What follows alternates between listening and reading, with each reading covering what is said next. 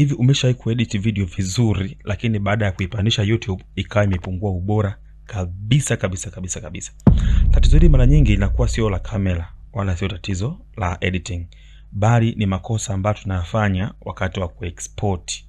Yani zile setting wakati tuna export kazi yetu, makosa mengi huwa yanatokea pale, ndio maana tunapata matokeo mabaya. Na leo niko hapa kwa ajili ya kuonesha settings ninazozitumia ku export video zenye ubora mzuri kwa matumizi ya YouTube kwa kupitia hii Adobe Premiere Pro. Karibu kwenye channel hii. Kama unapenda kujifunza video editing, production na broadcasting kwa Kiswahili, usahau kusubscribe ili uwe wa kwanza kupata taarifa zetu. Baada ya kumaliza kufanya editing kazi yako, yani ukimaliza kufanya editing kwa maana ya final, naenda sehemu imeandikwa export kwa mara ya kwanza kabisa, alafu utakuja media au kwenye keyboard yako utabonyeza Control M. Hii ni sehemu shortcut yake ni Control M kwenye keyboard, kisha utachagua H264 kwa maana ya format. Niseme kwamba unapochagua format ya H264, hii ndio format iliyopendekezwa na YouTube kwa sababu inatoa ubora mzuri na file inabaki kuwa na ukubwa unaofaa kabisa kabisa. Lakini hatua ya pili nitakwambia kwamba ni resolution settings. Kwenye resolution hakikisha unatumia resolution ile ile uliyohariria, yani ile uliyoeditia kule.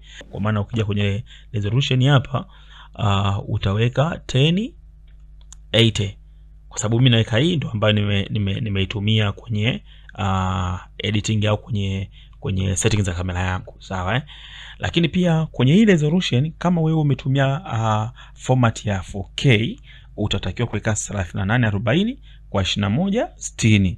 Epuka kuongeza resolution kwa sababu haitakupa matokeo mazuri.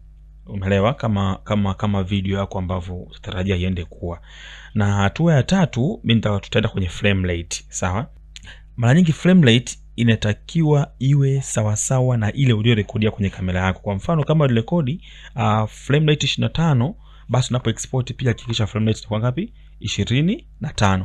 Usibadilishe frame rate kwa bila sababu yote ya msingi. Unaweza kupunguza ubora wa kazi yako. Twende tukaangalia frame rate ya kazi yetu au utaipatia wapi. Utashuka hapo chini kidogo. Mara nyingi yenyewe frame rate inakuwa imejiroki kama ambavyo unaona. Kwa hiyo tutapiga tiki kwa ajili ya kuiondoa, na mimi kwa sababu material yangu ni shoot na frame rate 25, basi nita click hapa frame rate 25, sawa Na hatua nyingine ambayo inafuata baada ya hapo, tukishuka tena hapa chini kuna mahali utaona pameandikwa bitrate. Umeona hapa target bitrate. Sasa mimi nakushauri hapa mkuandikia VBR 1 pass. Mimi nakushauri weka VBR 2 pass. Afu bitrate hapa weka ngapi? 16 au 12, unaweza kutumia hiyo. Lakini pia kama kamera yako ulifanya settings za 4K, hapa kwenye bitrate unaweza kuweka 40 hadi 60. Na bitrate inasaidia kufanya video yako iwe na ubora mzuri kabisa kabisa kabisa. Lakini hatua ya tano, kikawaida so mara nyingi sana kama inakuja na mabadiliko ni swala sauti. Utarudi hapa juu kwenye audio. Mara nyingi kama unafanya settings zake hapa audio format KCC hivyo isibadilishwe. Kama kuna mtu alibadilisha unaweza kurudishia, na ukishuka hapa chini kwenye bitrate KBS weka 320 hivyo. Lakini mara nyingi settings za audio waga hazibadiliki sana kwenye Adobe, na acha kama zilivyokuwa. Na hatua ya 6 tutarudi kwenye maximum quality, sawa? Kama unafanya exporting ya mwisho kabisa kabisa kabisa, ukiwa unafanya exporting ya mwisho kabisa kabisa kabisa, chagua rendering maximum depth pamoja na use maximum render quality. Hii inaweza kuongeza muda wa kuexport, lakini mara nyingi usaidia kupata matokeo bora, haswa kama video imefanyiwa scaling. Nachozungumzia hapo, utakuja tena hapa kwenye video, then utashuka chini, utaona somewhere hapa wamekuandikia rendering maximum depth, utaweka nini? Tiki. Alafu utashuka tena kwenye use maximum rendering quality, na hapo utaweka nini? tiki. Kimsingi kwa kufanya hivyo, hatua itakayofuata hapo sasa ni hatua ya kwenda ku export. Kwa utabonyeza nini hapa? Export. Ukifuata setting hizi, basi video yako itakuwa tayari kwa YouTube zikiwa na ubora mzuri. Kama umejifunza kitu leo, basi andika maoni yako hapo kwenye comment. Sema nimekusaidia kitu gani.